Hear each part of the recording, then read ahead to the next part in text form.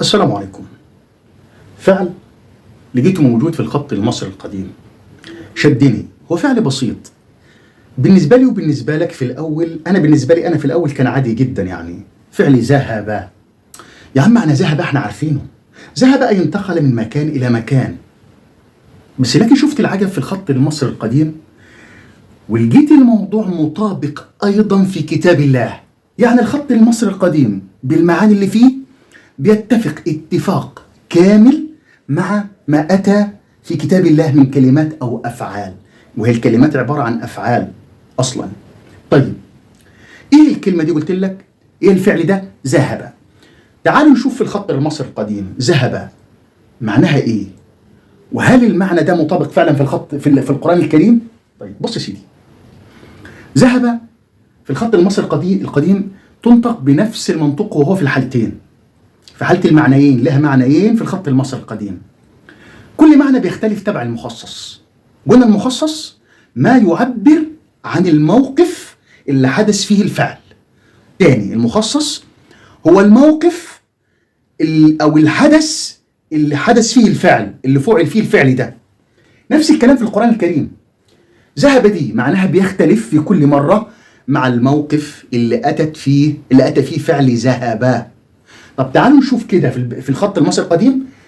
دي الشكل الأول للكلمة، أدي الزين، أدي الزال، ذا، وادي اله،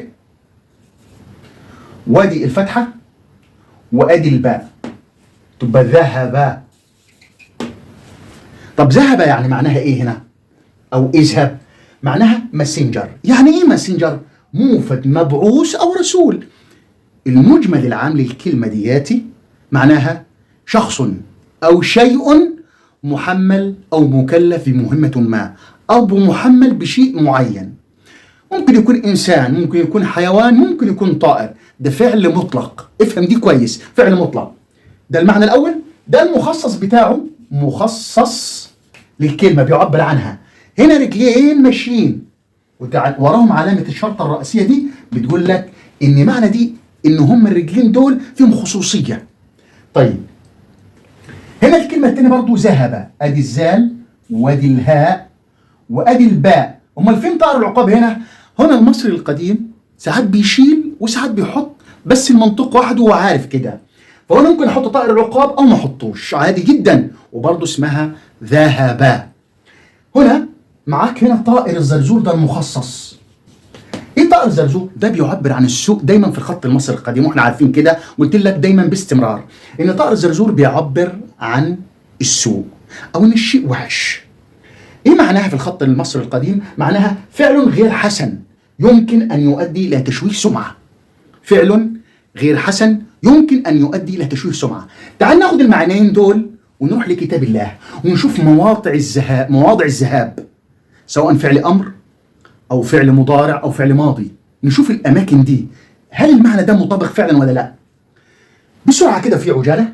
ناخد الأول فعل الماسنجر أو فعل المبعوث أو الموفد بمهمة معينة. في سورة النازعات وسورة طه، النازعات آية 17 وسورة طه آية 24، جاءت الآية دي مكررة في السورتين. اذهب إلى فرعون إنه طغى. هنا مين اللي اذهب؟ هنا موسى عليه السلام، ربنا بيديله مهمة بيوكله بيها. يبقى اذهب هنا معناها ايه؟ انت رسول، انت مكلف بمهمة ما، صح كده؟ اذهب الى فرعون انه طغى. تمام؟ يبقى مطابقة ولا مش مطابقة هنا؟ مطابقة، معناها ماسنجر، رسول او مبعوث. برضو نفس الكلام في سورة طه 42 عن سيدنا موسى. برضو ربنا قال له اذهب انت واخوك بآياتي ولا تنيا في ذكري. تمام كده؟ برضو هنا أنت وأخوك رسل مكلفين بمهمة ما. في سورة النمل آية 28 مع سليمان عليه السلام وعلى الأنبياء جميعا السلام والهدهد، قال الهدهد اذهب بكتابي هذا فألقه إليهم. اذهب بكتابي هذا، يبقى هو كده الهدهد محمل بمهمة من سليمان. هنا في حالتين في التحميل، ونفس الوقت معاه الرسالة برضو محملة بمعلومات معينة من سليمان عليه السلام. اذهب بكتابي، يبقى الهدهد مبعوث والرسالة مبعوث، فألقي إليهم ثم تولى عنهم فانظر ماذا يرجعون. في سورة الإسراء آية 63 بعد الحوار اللي دار مع الخالق وإبليس، ربنا بعت لنا رسالة بيقول لنا إيه؟ ما قالوش اذهب، قال اذهب. هنا ربنا بيقول لنا إيه؟ أنا ما بعتوش ليكم مخصوص، هو طلب الطلب ده تحدي، وأنا حذرتكم قلت لكم هو عدو، فأوعوا احذروا منه. بس أنا سبحانه وتعالى هو المؤمن، أي المعادل، أي المكافئ، أي الموازن.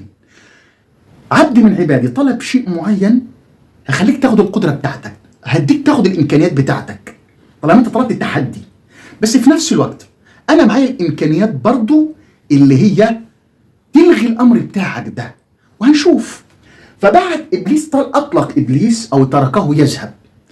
ألم تر أن أرسلنا الشياطين على الكافرين تؤذهم أزة. فهنا ربنا مش أرسل الشياطين للإنسان، لا ده للكافرين، لأنه أراد كده، هو عايز كده. سبحان الله، أنت مش اخترت، أنت مش رفضت رسول الله، أنت مش رفضت الرسالة اللي جاية من عند الخالق الهداية، اخترت الطريق الثاني، يبقى اخترت الرسول الثاني. مفيش كلام. نفس الكلام ربنا قال ايه؟ قال اذهب لإبليس فمن تبعك منهم، خد لي بالك، روح بس أنا حذرهم منك. اذهب، يبقى إبليس هنا محمل بمهمة ما، هي مهمة تحدي، تحدى بها الخالق وقال لأضلنهم. فربنا قال له خلاص روح، اذهب بالمهمة بتاعتك اللي انت طلبتها، اذهب فمن تبعك منهم فإن جهنم جزاؤكم جزاء موفورا. تمام؟ في سورة يوسف عن مين؟ عن يعقوب عليه السلام وعلى الأنبياء جميع السلام. يا بني يذهبوا فتحسسوا من يوسف وأخيه إلى آخر الآيات. برضو عن سيدنا يوسف عليه السلام وعلى الأنبياء جميع السلام، اذهبوا بقميصي هذا، كلفهم بمهمة زي ما يعقوب عليه السلام برضو كلف أبنائه بمهمة البحث عن مين؟ عن يوسف وأخيه. تمام كده؟ يبقى المعنى الأولاني كده خلص. نشوف المعنى الثاني اللي هو المعنى اللي فيه سوء شوية أو تشويه سمعة. في سورة البقرة آية 17 ذهب الله بنورهم وتركهم في ظلمات لا يبصرون، هم الذين لا يؤمنون. ذهب الله ما عايزينش الإيمان، فذهب الله بنورهم. يبقى هنا في سوء وتشويه سمعة ولا لا؟ تركهم في ظلمات، هم تشويه سمعة وسوء شديد جدا. خلاص؟ طيب في سورة هود آية 10 ولئن أذقناه نعماء بعد ضراء مسته ليقولن ذهب السيئات عني إنه لفرح فخور. خد لي بالك، ذهب السيئات عني. طب ايه الإجابة؟ ربنا قال لك في سوء حصل له تشويه السمعة، بيجي سيء السمعة، إنه لفرح فخور. هنا بيجي مشوه السمعة، شخص يعني سيء، شخص مش كويس، وضع موقف مش كويس. شوف الجمال اللي جاي في الآية دي في الآيتين دول في سورة هود عن إبراهيم عليه السلام. رب العباد مؤمن، قلت لك، والمؤمن هو المعادل المكافئ، زي ما هنقول عندنا كده في مصر ما عندوش لا خيار ولا فجوس. يعني ايه؟ كله عنده بالأعمال وبالقلب السليم، بيحاسبك بعملك، ما عندوش مجاملة سبحانه وتعالى. كل الخلق عنده على حد سواء، لكن تميز بعملك. بص هنا في حالة إبراهيم عليه السلام، فلما ذهب عن إبراهيم الروع وجاءته البشرى يجادلنا في قوم لوط. الموقف ده موقف سيء. لو إبراهيم يقصده تشويه سمعة لإبراهيم إنه يساند القوم دول السيئين، صح؟ هو كده، لكن رب العباد أعلم بنية إبراهيم فأجابك بعدها. إن إبراهيم لحليم أواه منيب. يعني إبراهيم عمل العمل ده من غير قصد، فهمت؟ عشان كده إبراهيم عليه السلام وعلى الأنبياء جميع السلام لم يعاقب. طب في حالة يونس، شوف عادي الموضوع في حالة يونس. وذا النون إذ ذهب مغاضبا. ذهب هنا سمعته بدأت كده خطأ، عمل سوء. ذا النون عليه السلام وعلى الأنبياء جميعا السلام. فظن أن لن نقدر عليه فنادى في الظلمات أن لا إله إلا أنت سبحانك إني كنت من الظالمين. فاستجبنا له. لكن قبل كده عندما ظن أن لن نقدر عليها، ربنا عمل له إيه سبحانه وتعالى؟ فالتقمه الحوت. خدوا الحوت وعاقبوا، عوقب يونس لأنه ذهب، عمل فعل شوه سمعته، لن يتم المهمة بتاعته، لن يتم المهمة إنه يكون ماسنجر، يكون رسول، لن يتم المهمة، فربنا عاقبه. يبقى هو كده سوء ولا مش سوء؟ مطابق المعنى. في سورة القيامة آية 33: ثم ذهب إلى أهله يتمطى. ده ذهب سوء، يتمطى، عملية تشويه سمعة، فرحان، اللي هو فرح فخور. ده سريع في عجالة، جبت لك فعل واحد بس في الخط المصري القديم، شوف كشف لك ايه. معلش يعني، هل كنا نعرف الكلام ده؟ جاوبني، كان حد يعرف الكلام ده عن ذهب في الآيات دي كلها بالمعنى ده في المعاجم اللغوية الحالية؟ يبقى الخط المصري القديم أفاد ولم يضر. جميل ولا مش جميل؟ هذا والله أعلى وأعلم، والسلام عليكم ورحمة الله وبركاته.